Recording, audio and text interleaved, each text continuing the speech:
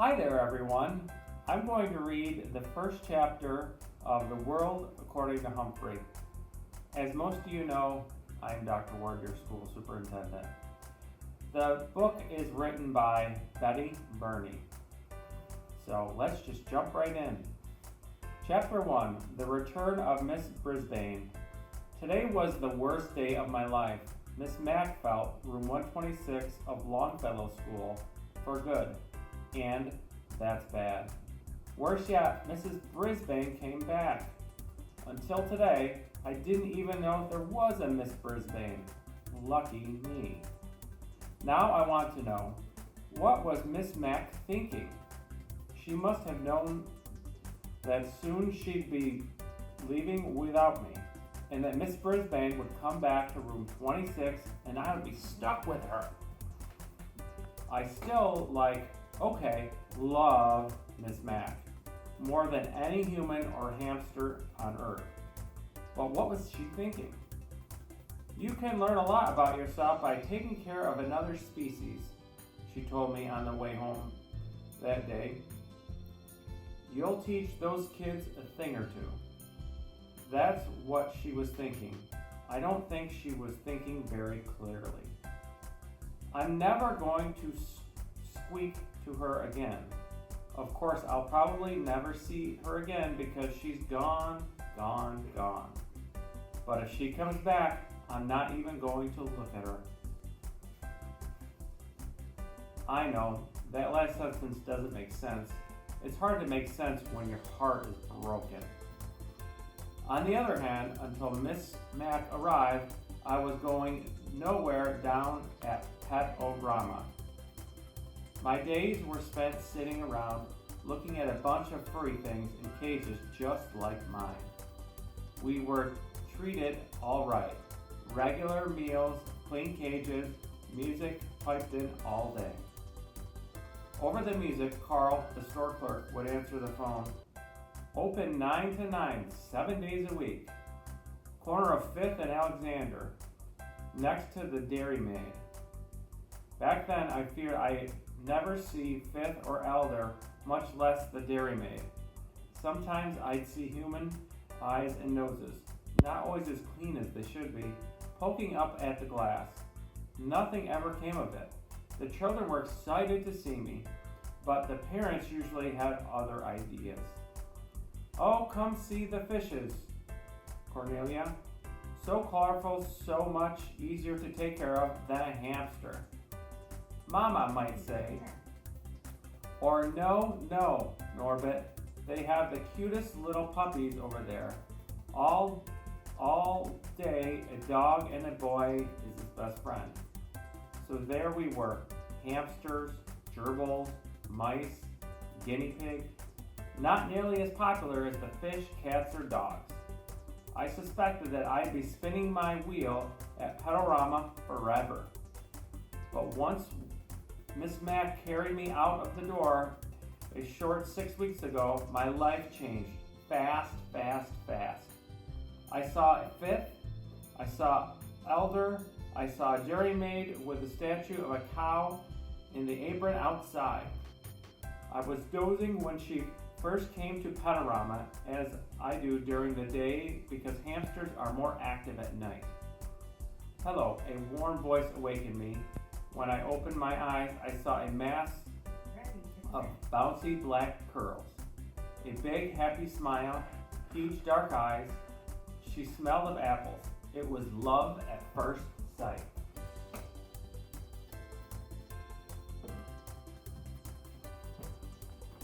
Are you the bright-eyed one? She asked. And might I return the compliment? I replied. Of course, it came out. Squeak, squeak, squeak, as usual. Miss Mack opened up her purse with a big pink and blue flowers on it. I'll take him, she told Carl. He's obviously the most intelligent and handsome hamster you have. Carl grunted. Then Miss Mack picked out a respectable cage. Okay, not the 3-story pergola I'd had my eye on, but a nice cage.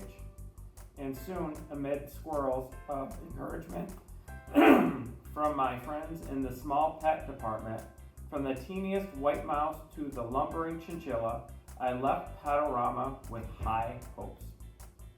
We sped down the street in Miss Mac's yellow bright car. She called it a bug, but I couldn't see why it was really a car. She carried my cage up the stairs to her apartment. We ate apples, we watched TV, she let me run around outside my cage. She gave me my very own name, Humphrey. And she told me all about room 26, where we would be going the next morning. And since you are an intelligent hamster who is going to school, I have a present for you, Humphrey, she said. Then she gave me a tiny little notebook and a tiny little pencil. I got these for you at the doll shop, she explained. She tucked them behind my mirror where no one could see them except for me. Of course, it might be a while before you learn how to read and write, she continued, but you're smart and I know you'll catch on fast. Little did she know I could already make out some words from my long, boring days at Panorama. Words like chew toys, kibble, pooper scoopers. Remember, a hamster is grown up at about 5 weeks old. So if I could learn all the skills I need for life in 5 weeks, how long could it possibly take for me to learn how to read? I'll tell you, a week, yep. In a week, I could read and even write a little with my tiny pencil. In addition to schoolwork, I learned quite a bit about the other students in room 26. Like lower your voice, AJ, and speak up, Shayla, and wait for the bell, Garth, and Golden Miranda. Even after I found out her name is really Miranda Golden, I thought of her as Golden Miranda because of her long blonde hair. After all, I'm a golden hamster. Yes, life in room 26 suited me well during most of the days. My cage had all the comforts a hamster could ask for. I had bars on the window to protect me from my enemies. I had a little sleeping house in one corner where no one could see me or bother me. There was my wheel to spin on, of course, and a lovely pile of nesting material. My mirror came in handy to check my grooming and to hide my notebook. In one corner, I kept my food. The opposite corner was my bathroom area because hamsters like to keep their poo away from their food. Who doesn't? All my needs were taken care of in one convenient cage. At night, I went home from school with Miss Mac and we watched TV or listened to music. Sometimes Miss Mac played her bongo drums. She made a tunnel on the floor so I could race and wiggle to my hamster's heart's content. Oh, the memories of those 6 weeks with Morgan McNamara. That's her real name, but she told her students to call her Miss Mac. That's how nice she was, or was. On weekends, Miss Mac and I had all the kinds of adventures. She put me in her shirt pocket, right over her heart, and took me with her to the laundry room. She had friends over and they laughed and made a fuss over me. She even took me for a bike ride once. I can still feel the wind in my fur. I didn't have an inkling until this morning of the unsqueakable thing that she was about to do to me. On the way to work, she said, "Humphrey, I hate to tell you, but this is my last day in room 26, and I'm going to miss you more than you'll ever know." What was she saying? I hung on my wheel for dear life.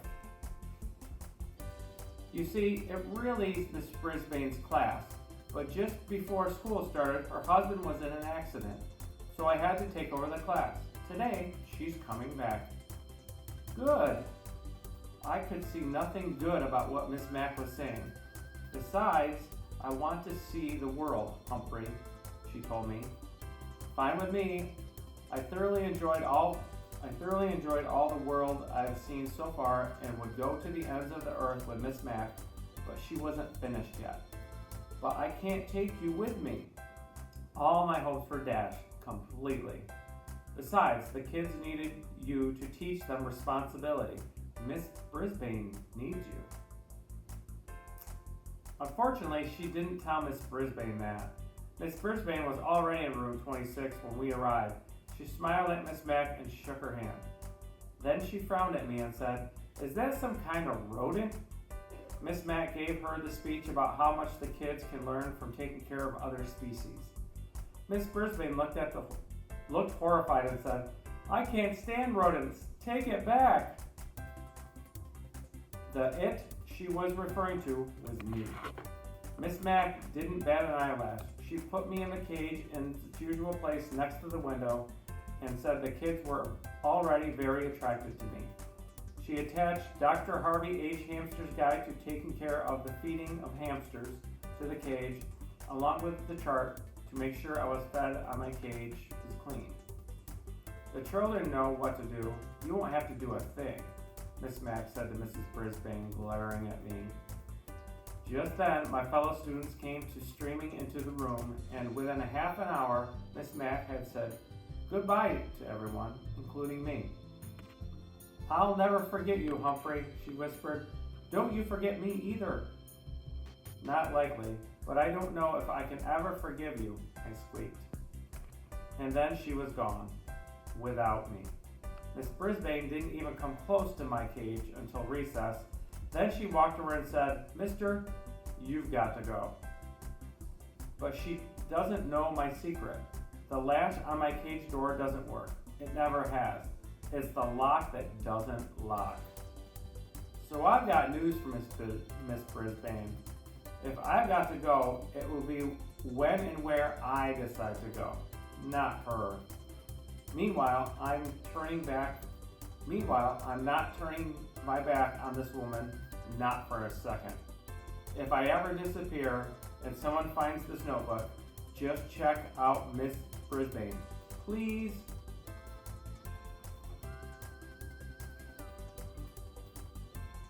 Tip 1.